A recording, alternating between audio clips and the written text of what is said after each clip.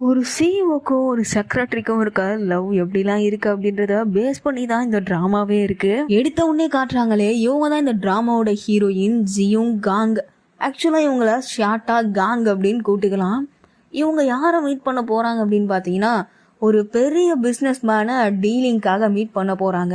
இவர் பார்த்தீங்கன்னா ஒரு பெரிய ரேசர் போல, அதனால இவர் எந்த காரை ரெஃபர் பண்றாங்களோ அதை தான் மக்கள் அதிகமாக வாங்குவாங்க. இவர் ஒரு பெரிய ரேசரா இருக்கிறதுனால அந்த ரேஸ் ட்ராக் ஸ்டேடியத்திலே இவருக்கு ஒரு வேலை போட்டு கொடுத்துருக்காங்க. அங்கேயே ஒரு வேலை பார்த்துட்டு இருக்காரு. அவர்கிட்ட இவங்களோட பைக் கார் கேள்விப்பட்டிருக்கோம் இல்லையா, அந்த காரை பத்தி நிறைய எக்ஸ்பிளைன் பண்றாங்க. இந்த கார்னால பெட்ரோல் எதுவுமே செலவழிக்க தேவையில்ல, பொல்யூஷன் தேவையில்ல, ரொம்ப ஈஸியா எல்லா மக்களுமே வாங்கிக்கலாம், எல்லாருமே யூஸ் பண்ணலாம் அப்படின்ற மாதிரி எல்லாத்தையும் எக்ஸ்பிளைன் பண்ணதும் எப்படியும் அவர் கன்வின்ஸ் பண்ணதுக்கு அப்புறமா அவர் என்ன பண்றாரு அப்படின்னா, இவங்க காரை ப்ரொமோஷனும் பண்றாரு. அந்த வீடியோ பார்த்து ஹீரோயினுக்கு ரொம்பவே பெருமையா இருக்கு.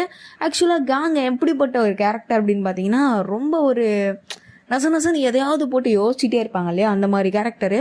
அவங்க வீடு எல்லாமே எப்படி இருக்கும் அப்படின்னு பார்த்தீங்கன்னா, எல்லாத்தையும் யூஸ் பண்ணிட்டு அப்படியே தூக்கி போடுறது, அவங்கள பராமரிக்கிறதுக்கே அவங்களால முடியாது. பட் கம்பெனி மேலே மட்டும் ரொம்பவே அக்கறையோடு இருக்கக்கூடிய ஒரு பர்சன். இவங்களுடைய காரை அவர் ப்ரொமோஷன் பண்ணதுனால இவங்களை மீட்டிங் கூப்பிட்டுருக்காங்க. அதாவது இவங்கள பேட்டி எடுக்கிறதுக்காக கூப்பிட்டுருக்காங்க. இவங்களோட காரை பற்றி, இவங்க சிஇஓவா இருக்கிற அந்த கம்பெனியை பற்றி எல்லாம் நிறைய கொஸ்டின்ஸ் கேட்குறாங்க. அந்த ஸ்டூடெண்ட்டுக்கெல்லாம் இவங்க ஆன்சர் பண்ணிட்டு அங்கேருந்து வெளியில் வராங்க.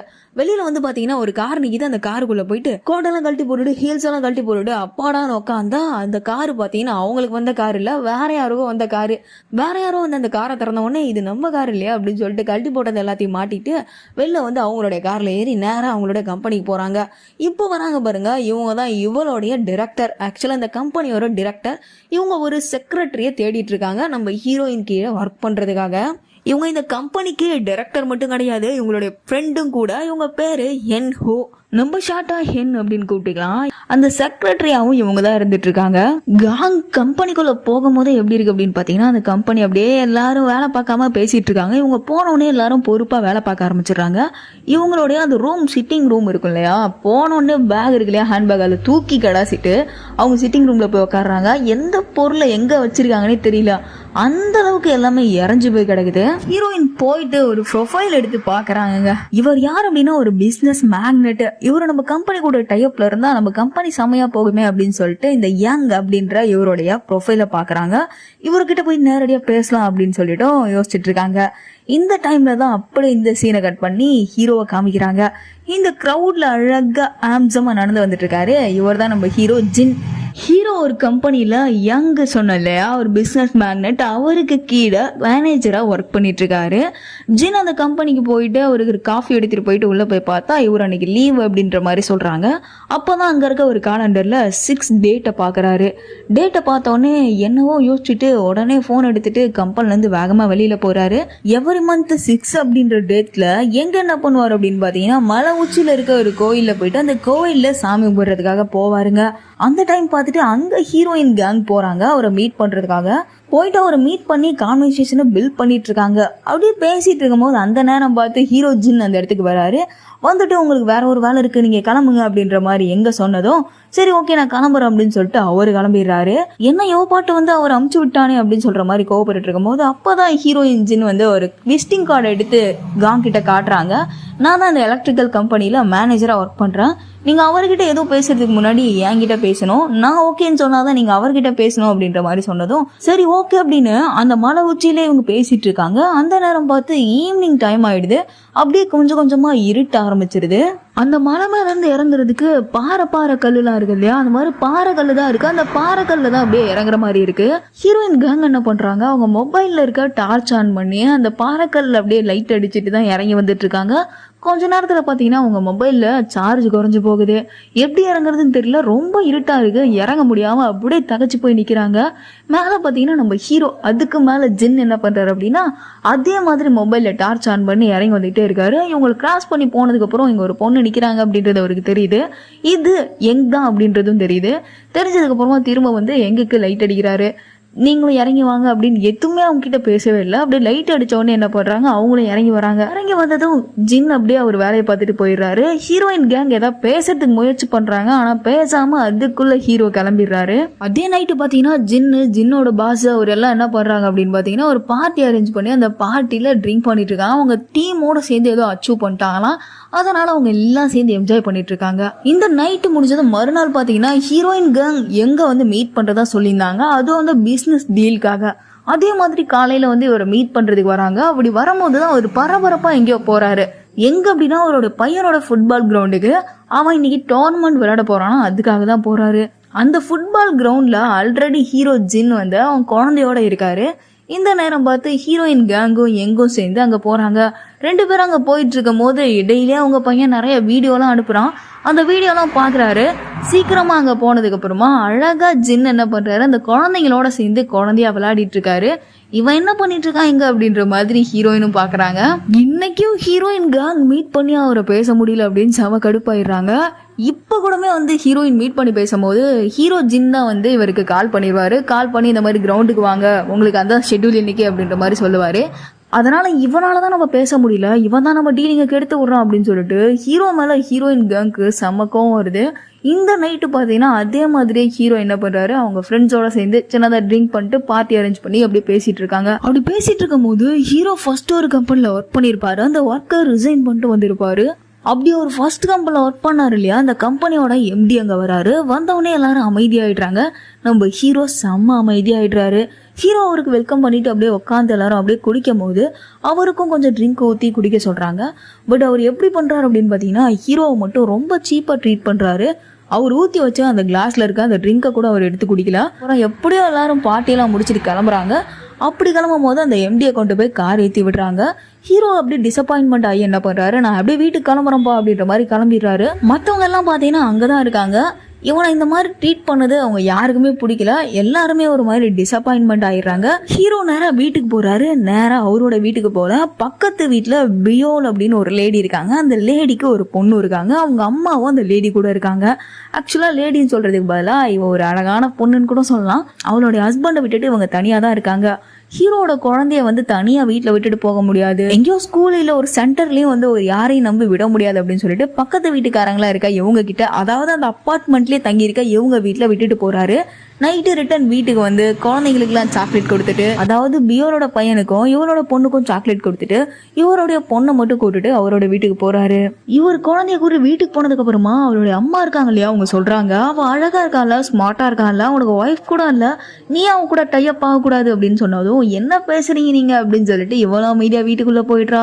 சீனை கட் பண்ணி உங்க பார்ட்டி அரேஞ்ச் பண்ணியிருந்தாங்கல்ல, கூட இவங்களோட ஆபீஸ் மெட்லாம் இருந்தாங்களே, அவங்க எல்லாம் பேசிட்டு இருக்காங்க. ஏன் வந்து ஜின்னை மட்டும் அவர் இப்படி ட்ரீட் பண்றாரு, அவனை மட்டும் எதுக்கு இந்த மாதிரி பண்றாரு அப்படின்னு கேட்கும்போது அப்பதான் ஜின் கூட ஒர்க் பண்ற ஒருத்தவர் அவரை பத்தின உண்மையெல்லாம் சொல்றாரு. ஏற்கனவே அவர் அந்த கம்பெனில ஒர்க் பண்ணியிருந்தாரு. அப்படி ஒர்க் பண்ணிட்டு இருக்கும் போது ஒரு செம்ம பெரிய டீலிங் அவங்களுக்கு கிடைச்சது. அப்படி கிடைக்கும் போதுதான் அவங்க பொண்ணு ஹாஸ்பிட்டல் அட்மிட் ஆயிருக்காங்க அப்படின்னு சொல்லிட்டு ஸ்கூல்ல இருந்து கால் வந்திருக்கு. அதனால வந்து ஹீரோ போயிருக்காரு.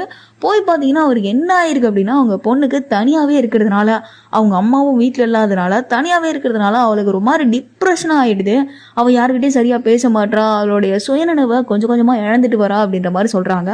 அதனால அவர் என்ன பண்றாரு அப்படின்னா, நேர கம்பெனிக்கு வந்து நான் ரிசைன் பண்ண போறேன், நீங்களே மெயின்டைன் பண்ணிக்கோங்க, இந்த டீலிங்கே நீங்க பாத்துக்கோங்க அப்படின்ற மாதிரி சொன்னதும் அவரோட எம்டி என்ன சொல்றாரு, வெண்ண கை கூடி வர டைம்ல பார்த்து இந்த மாதிரி பண்றேன் அப்படின்னு சொல்லிட்டு அவரை ரொம்ப கன்வின்ஸ் பண்றாரு. ஆனா ஜின் என்ன பண்றாரு, நல்லா யோசிச்சு பார்த்துட்டு நமக்கு நம்ம பொண்ணு தான் முக்கியம், இந்த வேலைலாம் முக்கியம் கிடையாது, காசெல்லாம் எவ்வளவு வேணா சம்பாரிச்சுக்கலாம் அப்படின்னு யோசிச்சுட்டு நான் இந்த வேலையை ரிசைன் பண்றேன் அப்படின்னு சொல்லிட்டு ரிசைன் பண்ணிட்டு வந்துடுறாரு.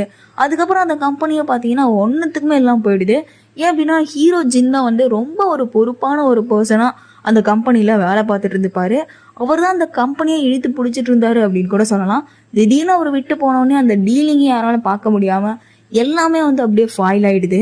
அதனாலதான் இவருக்கு அவரை பிடிக்க மாட்டேது அப்படின்னு சொல்லிட்டு இவரோட ஃப்ரெண்ட்ஸ் எல்லாம் பேசிட்டு இருக்காங்க. இதுக்கப்புறம் ஜின் என்ன பண்ணா அப்படின்னு காமிக்கிறாங்க. ஜின் வேலைக்கு போறதை விட்டுட்டு வீட்டை தாங்க இருக்காரு. வீட்டுல என்ன பண்றாரு அப்படின்னு பாத்தீங்கன்னா, பொறுப்பா எல்லா பொருளையும் அடுக்கி வைக்கிறாரு. எல்லாத்தையும் ஒரு வீட்டுல ஒரு குடும்ப பொண்ணு இருந்து என்னென்ன பண்ணுவாலோ அந்த மாதிரி எல்லாத்தையும் பண்றாரு. அவர் பொண்ணுக்கு காலைல எழுந்து காஃபி போட்டு கொடுக்கறதுல இருந்து நைட் அவளை படுத்து தூங்க வைக்கிற வரைக்கும் எல்லா வேலையும் பாக்குறாரு. அப்படியே காலையில பிரேக்ஃபாஸ்ட் ரெடி பண்ணிட்டு ஒரு ஸ்கூலுக்கு லஞ்சும் ரெடி பண்றாருங்க. பொறுப்பாக ஒவ்வொரு பொருளையும் செஞ்சு ரெடி பண்ணி வச்சுட்டு அவளுக்கு சாப்பாடு கொடுக்குறாரு, தலை சீவி விட்றாரு, யூனிஃபார்மு, குளிக்க வைக்கிறது, அந்த மாதிரி ஏகப்பட்ட வேலை எல்லாத்தையும் பண்ணிட்டு அவளை ஸ்கூலுக்கு கிளப்பி கூப்பிட்டு போகிறாரு.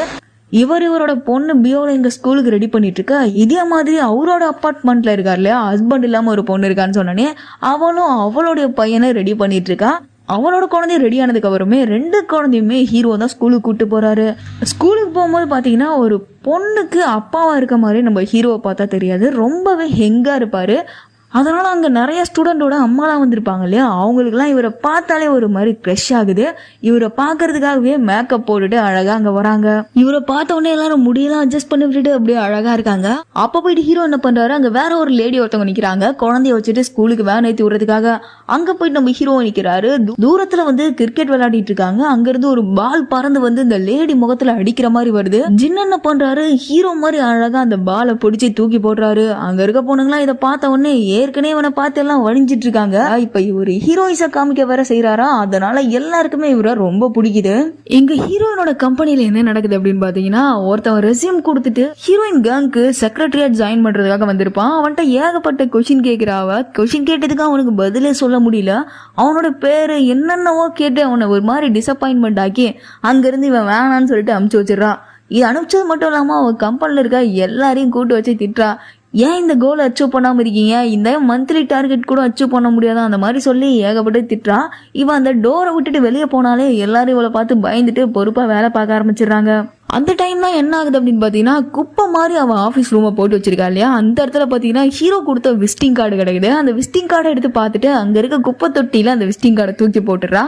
தூக்கி போட்டது மட்டும் இல்லாம ஹீரோ வச்சு திட்டிகிட்டே புலம்பிக்கிட்டே அப்படியே அவ வேலையை ஸ்டார்ட் பண்றாங்க. ஆப்போசிட் சைடு ஹீரோ என்ன பண்றாரு, அவரோட கம்பெனிக்கு ஒர்க்குக்கு போயிருக்காரு. டீமா சேர்ந்து டீம் மீட்டிங் அரேஞ்ச் பண்றாங்க. அந்த டிஆர்எம்ல என்ன ஆகுதுன்னா, ஹீரோ தான் வந்து டீமுக்கு எல்லாருக்குமே வந்து டீச் பண்றதுக்காக போறாரு. பட் அவங்க எம்டி என்ன சொல்றாரு, நீ ஒன்னும் டீச் பண்ண தேவையில்ல, நானே பேசிக்கிறேன், நீ வெளியில போ அப்படின்ற மாதிரி இன்சல்ட் பண்ணி விட வெள்ளமிச்சிடுறாரு. இவர நேரம் கேண்டீன் போயிட்டு ஏதாவது கூலிங்கா அரேஞ்ச் பண்ணி சாப்பிடலாம் அப்படின்னு சொல்லிட்டு கூலிங்கா ஒரு ஆர்டரை போட்டு ஐஸ்கிரீம் சாப்பிட்டுட்டு இருக்காரு.